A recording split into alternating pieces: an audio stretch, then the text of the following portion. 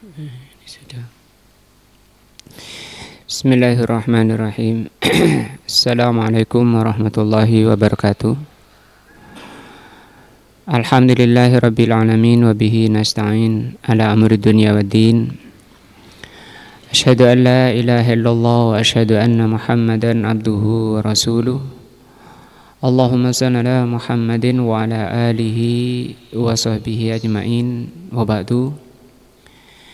Pelajaran kita pagi ini adalah tafsir juz amma, dan alhamdulillah kita sudah sampai di surat Asy-Syam.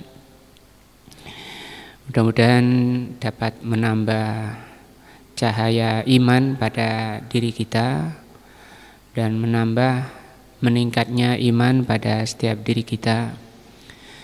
Sebagaimana firman-Nya, wa idza tuliyat ayatuhu zadathum imana.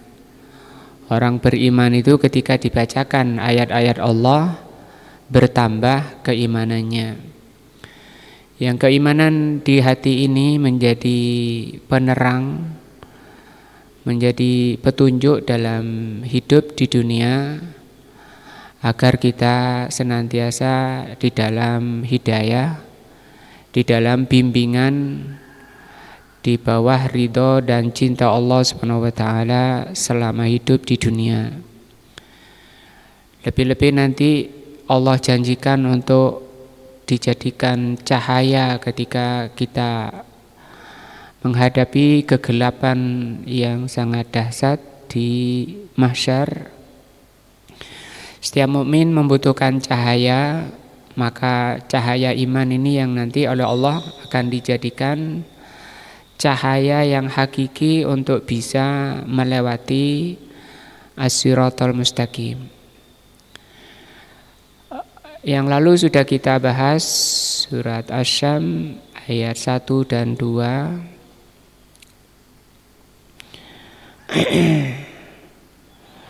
Ayat 3 sampai ayat 3 ya. Kemudian kata Allah Subhanahu wa taala di ayat berikutnya, wan nahari idza jallaha. Demi siang ketika terang. Jallaha itu terang.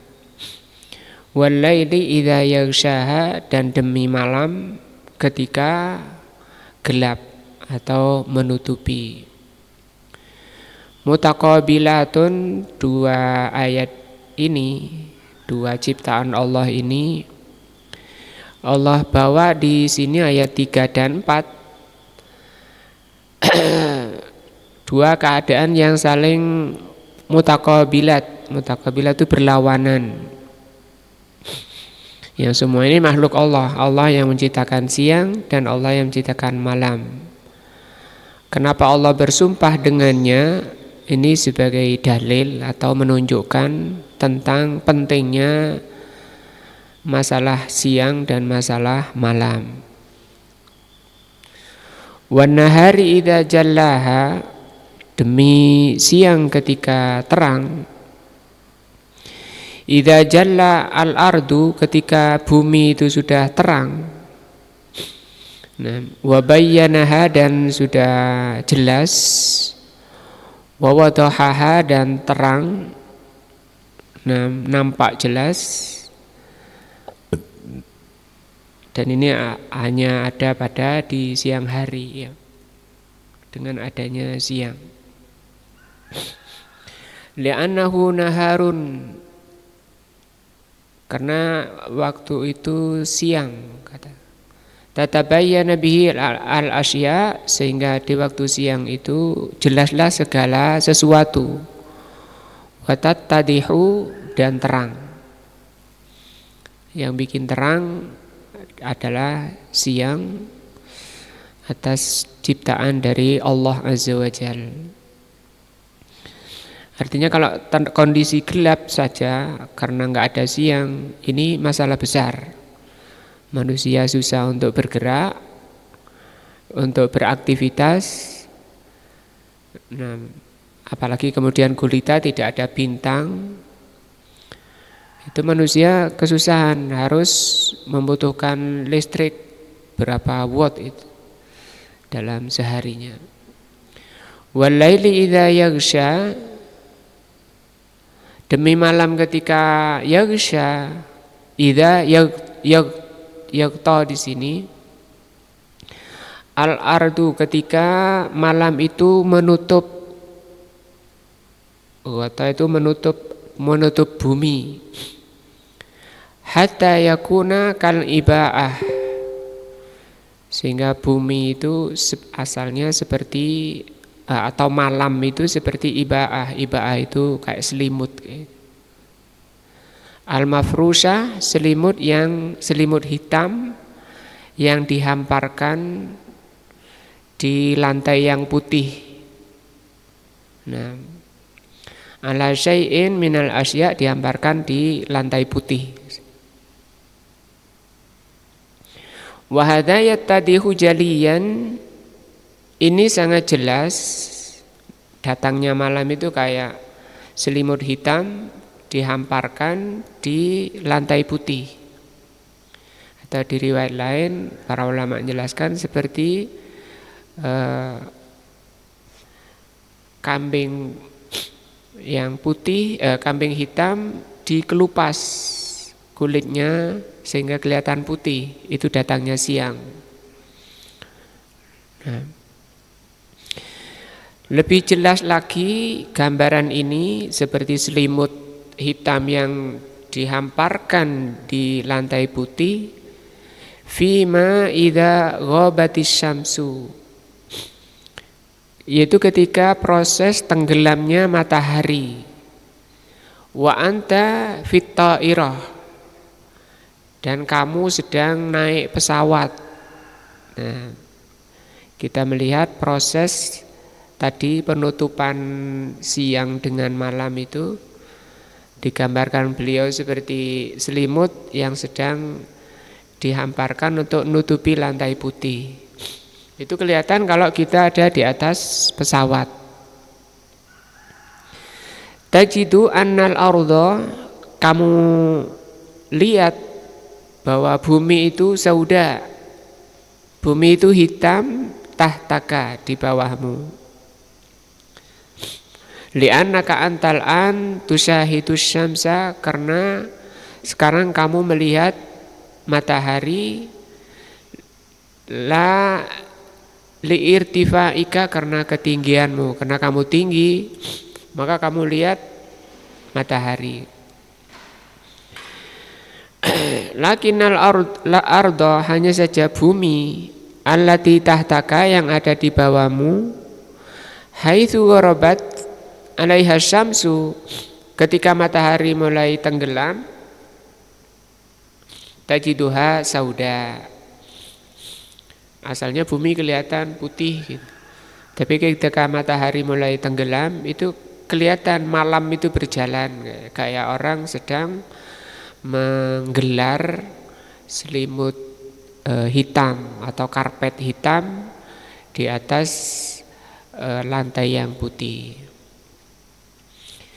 Ka'annaha mughattatun bi'ibatin, seperti orang yang sedang menutup lantai dengan ibaah.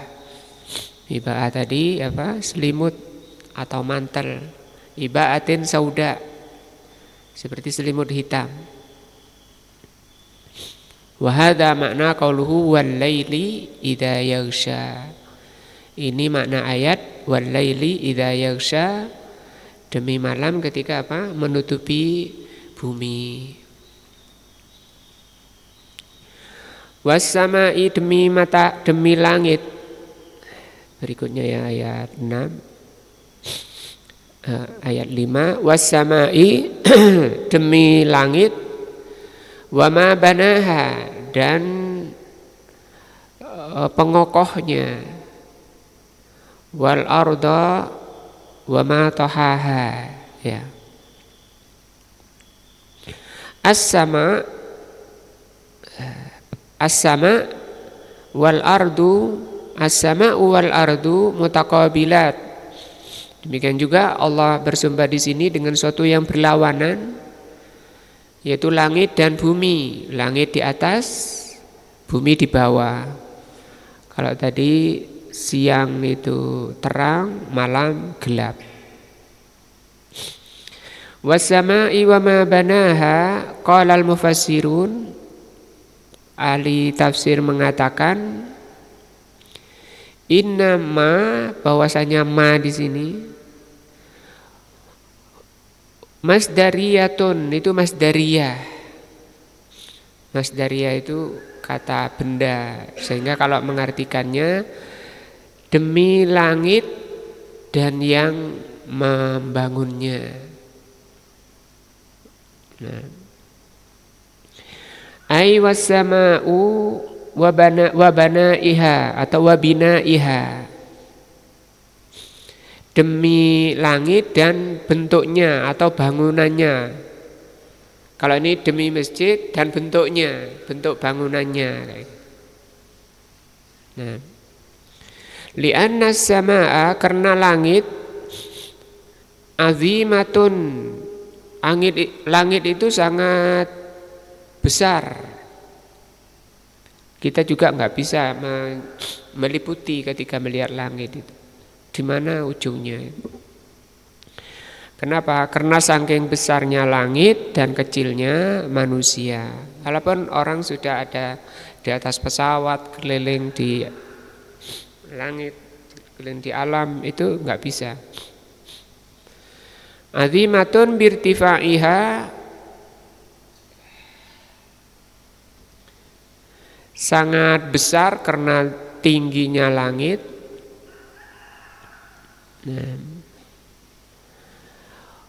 wasi'atiha wa quwwatiha, sangat tingginya, dan sangat luasnya, sangat kuat. Di sini dikatakan oleh beliau sangat besar, sangat tinggi, sangat luas, sangat kuat. Langit itu. Sampai nanti ada ayat, mana yang lebih berat bagi Allah? Menciptakan kamu atau menciptakan langit? Makanya langit oleh Allah sering disebut karena ciptaannya lebih berat daripada sekedar menciptakan kita. Yang langit itu tidak ada sedikit pun sifat sombong sebagaimana kebanyakan manusia yang kecil tapi sombong gitu. Sombong itu artinya tidak mau tunduk kepada Allah.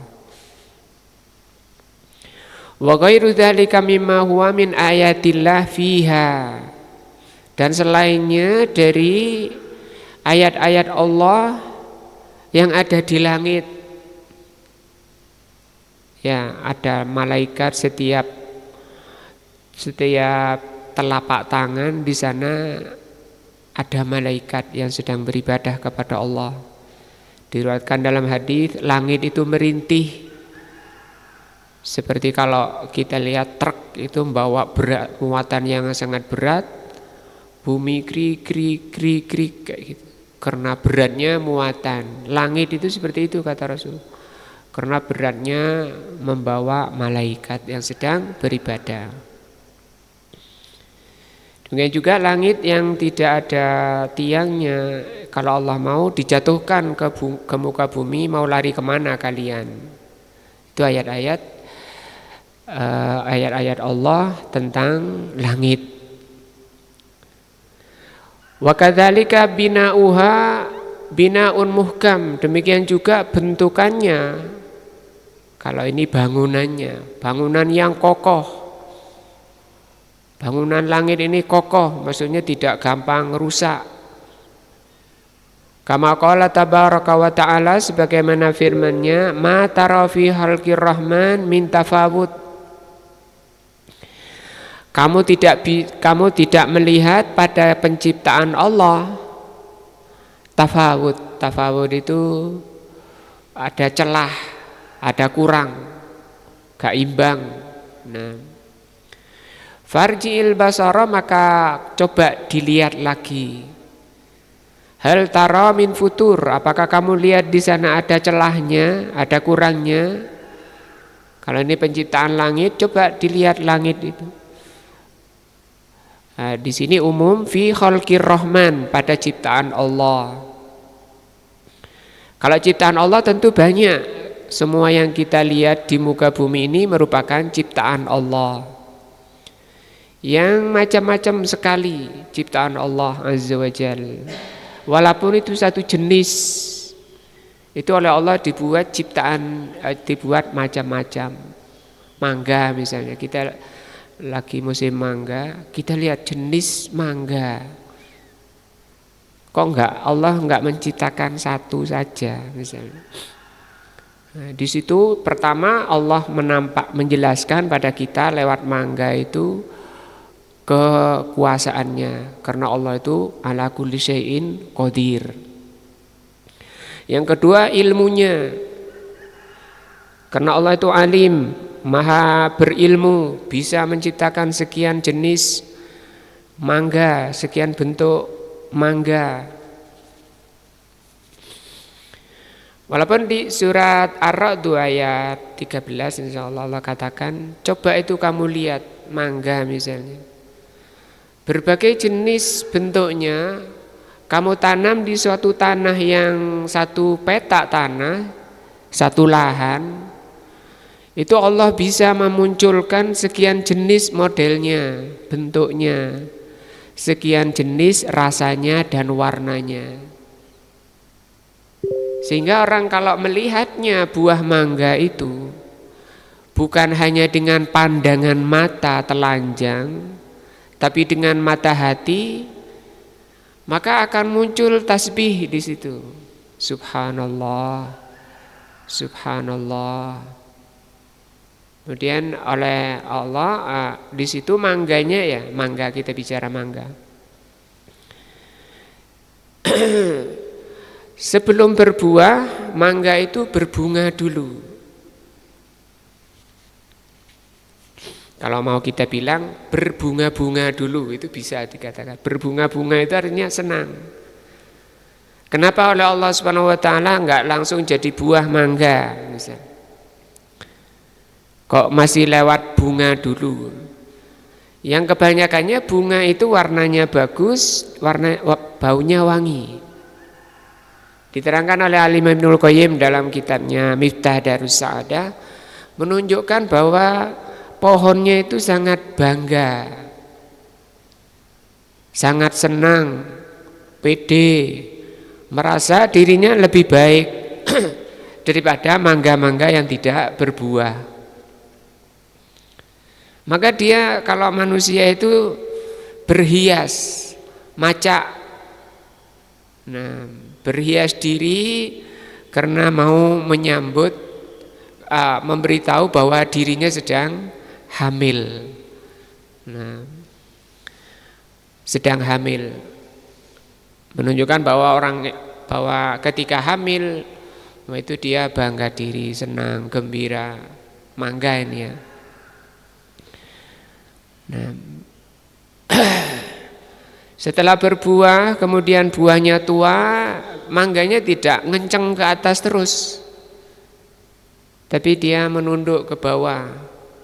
Semakin tua, makin matang, makin ke bawah.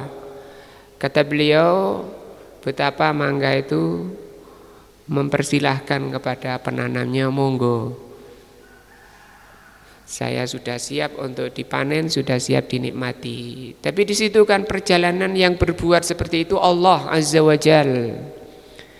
Yang seharusnya ketika kita melihat kebun-kebun seperti itu keluar dari hati kita, muncul dari hati dalam kita, hasil dari kajian hati kita itu, lisan ini secara otomatis berbunyi Subhanallah, Subhanallah. Setelah dicicipi, dibuka, dikupas, dimakan, Alhamdulillah, Alhamdulillah.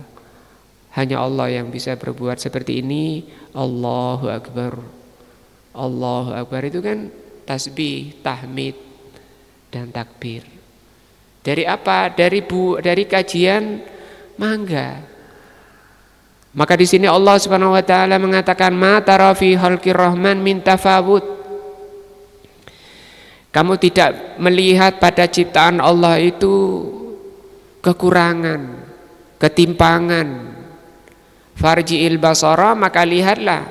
Itu baru Mangga, belum lainnya. Kalau kita lihat, datang ke Melijo saja, ada lombok di sana, jenis lombok, kangkung berjenis kangkung, tomat berjenis tomat, yang masing-masingnya maunya Allah Azza wa Jal. Dari berjenis-jenis itu, masing-masing jenisnya itu muncul apa? Tasbih sendiri, tahmid sendiri.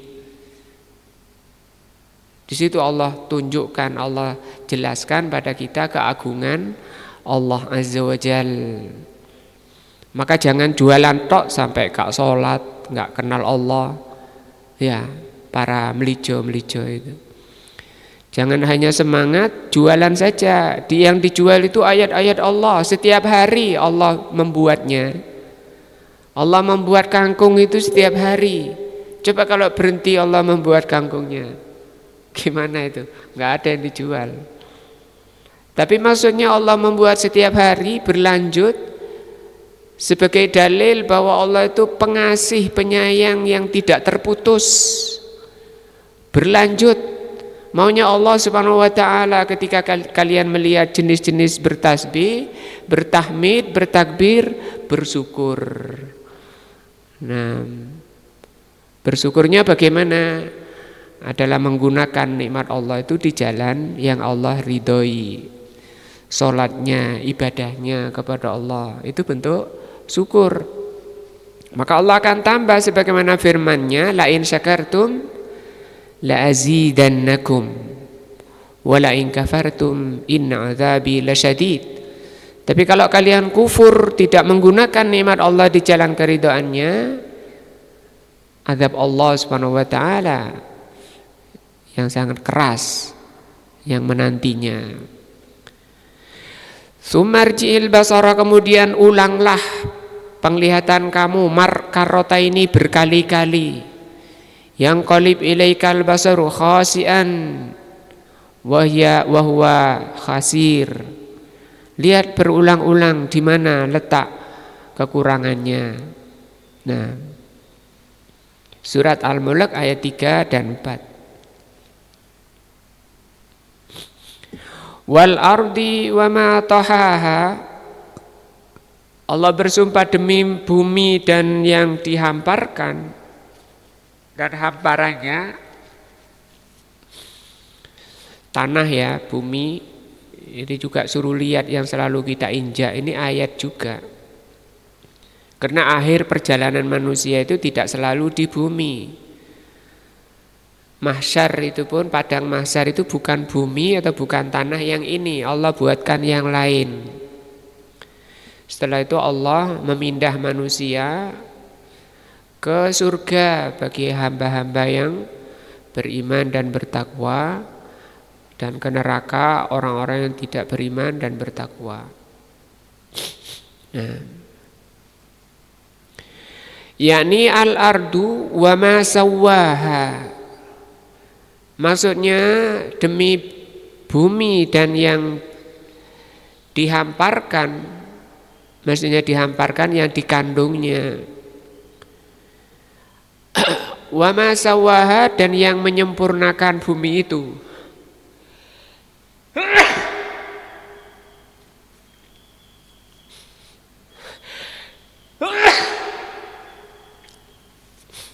Hatta kanat mustawiyatun, sehingga buminya itu sempurna. Maksudnya sempurna,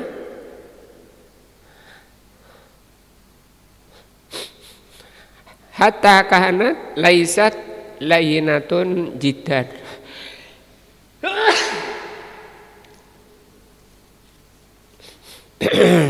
Langitnya itu tidak lunak sekali. Tanahnya itu loh, oleh Allah dijadikan tidak lunak sekali. Coba kalau dibuat lunak sekali seperti lumpur, nah, orang nggak bisa jalan. Walaupun bisa jalan, nggak bisa ganteng kayak gini, kotor ya, kena lumpur. Kata Al-Imam Al-Imam Ahmad rahimahullah, manusia itu lahirnya kayak orang pakaiannya bersih, pakai sendal bersih, putih bersih, lahirnya kayak gitu. Tapi di dalam perjalanannya dia harus melewati jalan berlumpur. Begitulah dunia ini seperti jalan berlumpur.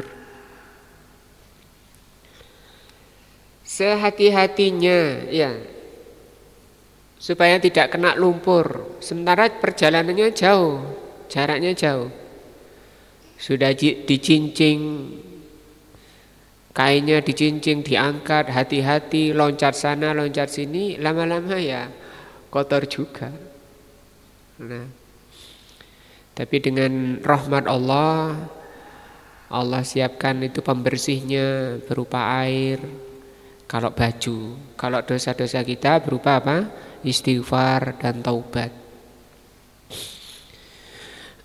Allah jadikan bumi itu tidak terlalu lunak, tidak terlalu cair. Walaisat qawiyatun solbatun jiddan. Demikian juga tidak Allah jadikan tanah itu sangat keras. Dan Allah tampakkan tanah keras itu yang bagaimana? Orang bilang itu padas, susah dicangkul, susah ditanami. Nah, yang buat seperti itu loh, siapa? Yang menjadikan tanah sifatnya seperti itu siapa? Nah, itu ayat-ayat Allah, kajian bagi kita. Berarti ini yang dituju ini terutama para petani, ya. Kalau tadi melijo, sekarang petaninya. Melijo kan juga dari petani dulu ya, petani sayur,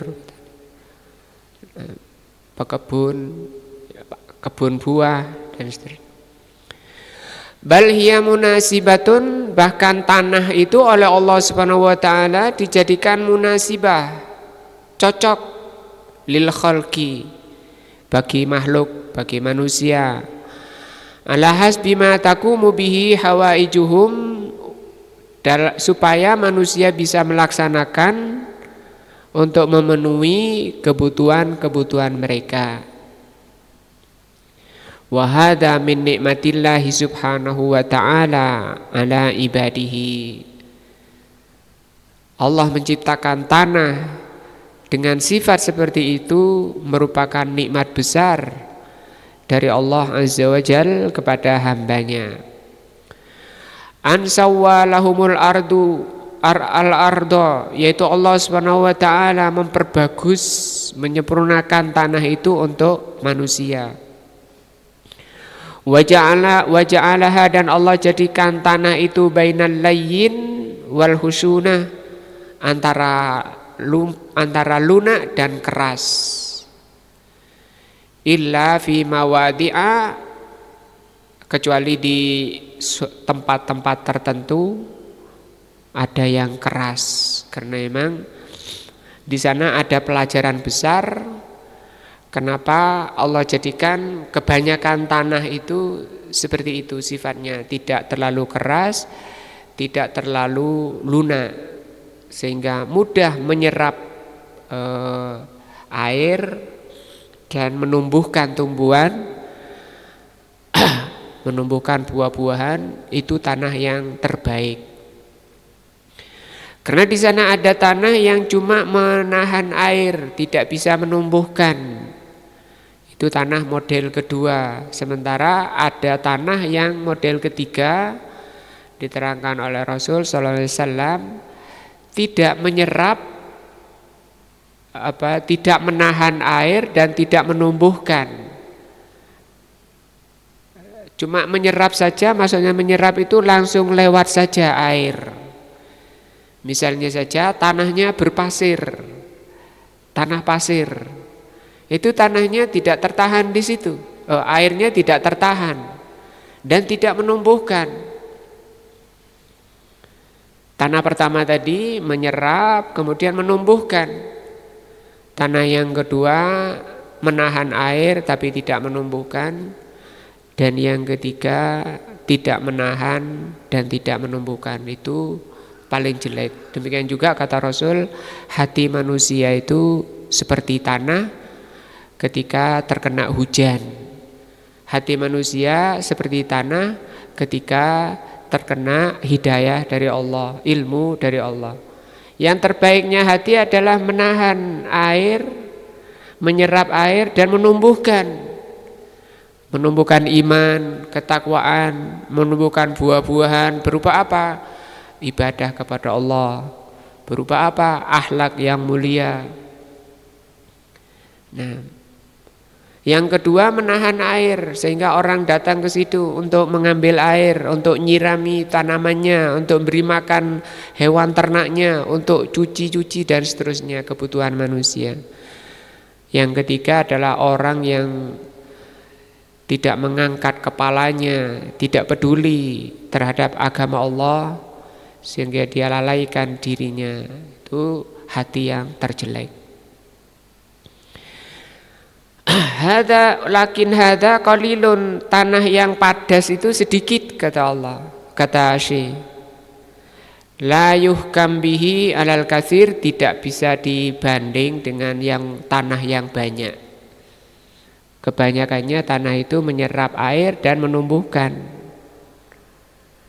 Nah, jadi di sini Allah Subhanahu wa taala bersumpah dengan banyak ciptaannya, mulai dari apa? Matahari dan bulan ya. Kita lihat dulu. Allah bersumpah dengan matahari, dengan bulan, dengan siang, dengan malam, dengan matahari dan bumi. Di surat Asy-Syams. Nah, masih lanjut Allah Subhanahu wa taala bersumpah dengan nafsu. Wa nafsin wa ma sawwaha.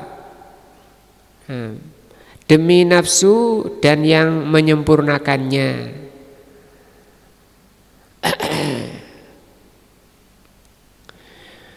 Nafsun huna, nafsu di sini, wa in kanat wahidatun, walaupun ini tunggal, lakin al muradu al umum, tapi yang dimaukan oleh Allah Azza wa Jalla ini umum, yakni kullu nafsin, maksudnya setiap nafsu, atau mungkin kalau kita artikan jiwa ya, demi jiwa dan yang menyempurnakannya. Maka demi setiap jiwa. Wa ma sawwaha ay yakni sawwaha khilqatan. Maksudnya demi nafsu dan yang menyempurnakan ciptaannya. Jadi nafsu kemudian penyempurna ciptaannya, ada penyempurnanya. Wa sawwaha fitrah. Penyempurna daripada nafsu itu adalah fitrah. Nah, selama orang itu fitrahnya masih bagus, nanti jiwanya itu sih mending. Sawaha hilqatan haitsu khuliqa kulla syai'in 'alal wajhi alladhi yunasibuhu wa yunasibu halihi. Allah sempurnakan penciptaannya segala sesuatu. Nah, ketika Allah menciptakan segala sesuatu sesuai dengan keadaannya.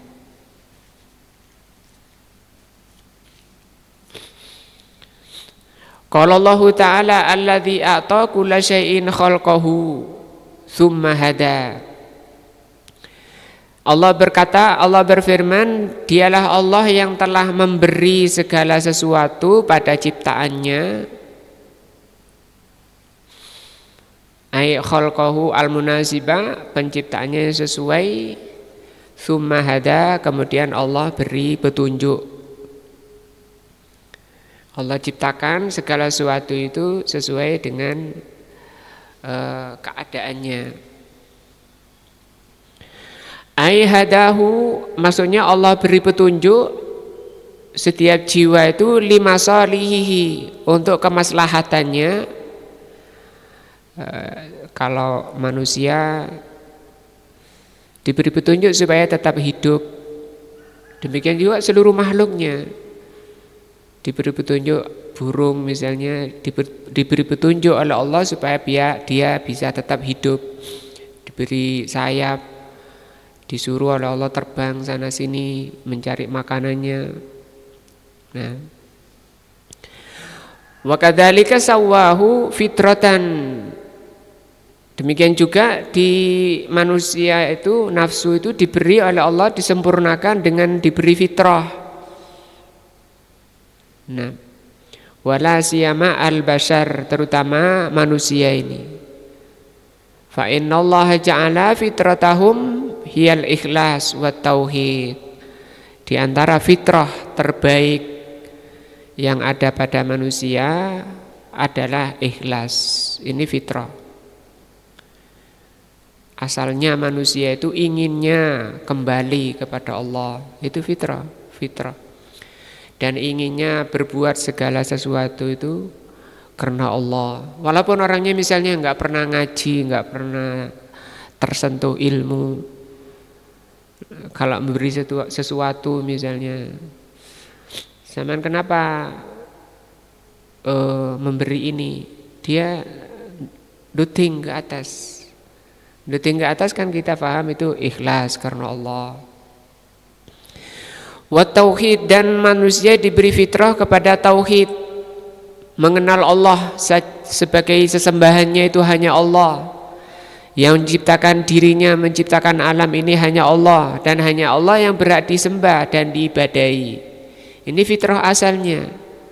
Walaupun orang tidak pernah belajar agama, tidak pernah belajar dalil-dalil, fitrahnya sudah seperti ini.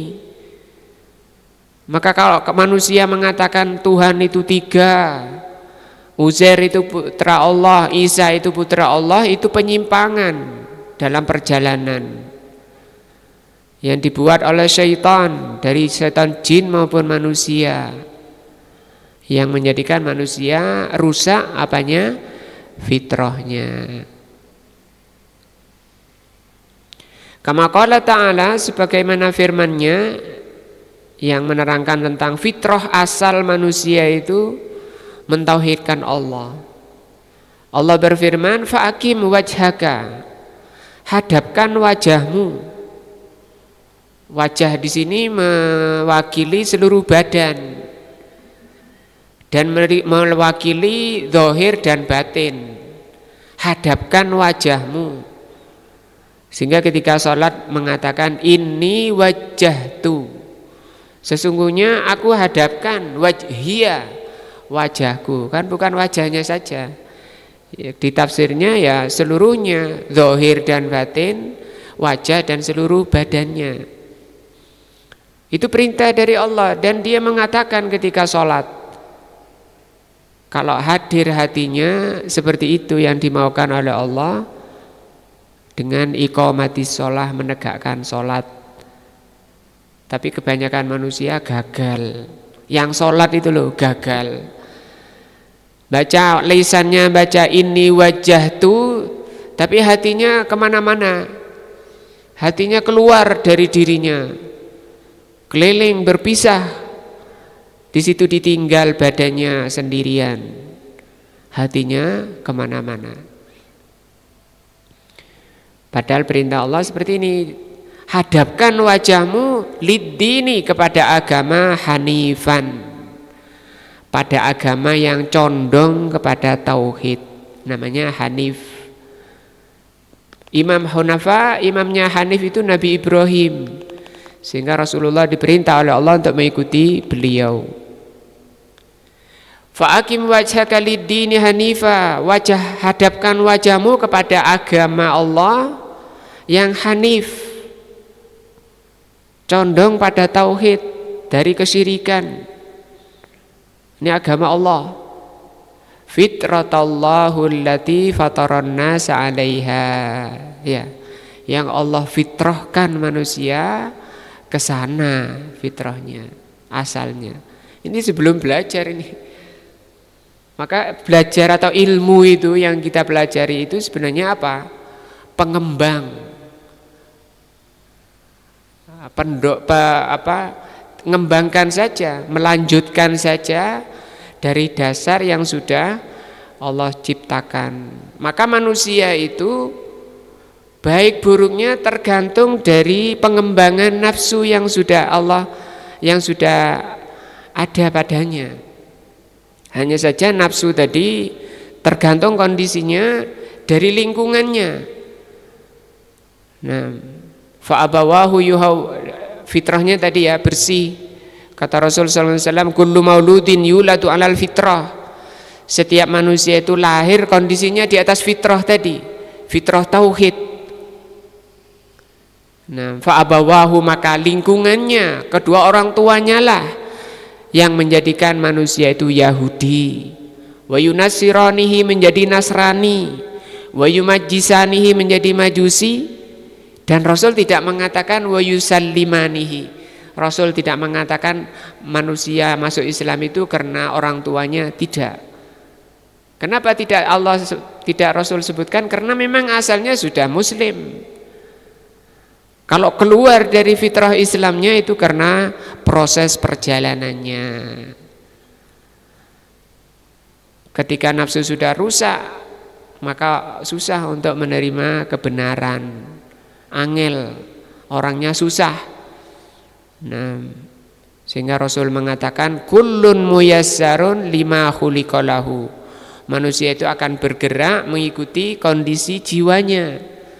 Fa amma ahlus sa'adah, adapun orang yang ahli bahagia, Allah akan mudahkan dia melakukan amalan-amalannya ahli surga dan sebaliknya. Nah, insyaallah ini dulu Allah subhanahu wa ta'ala bersumpah dengan nafsu dan yang menyempurnakannya. Apa itu? Fitrah. Bagaimana diapakan fitrah itu? Di sini Allah akan terangkan, kita bahas insyaallah pertemuan berikutnya. Fa'alhamaha fujuraha wa taqwaha. Nah, mudah-mudahan sedikit menambah iman, menambah takwa kita kepada Allah Azza wa Jalla, menambah cahaya iman dan sekaligus menutup, mengurangi, menghapus, menggugurkan segala dosa dan kesalahan kita. Kita berharap semuanya menghadap Allah dalam kondisi bersih, hati kita yang dikatakan oleh Allah sebagai apa? Qalbun salim, hati yang salim, selamat. Nah, yauma la yanfa'u banun wala malun wala banun. Kita akan menghadap Allah tanpa harta dan tanpa anak-anak. Setiap manusia binasa, celaka, illa man atallaha biqalbin salim, kecuali yang menghadap Allah dengan hati yang salim. Bagaimana salim hati supaya salim? Nanti akan diterangkan di ayat ini.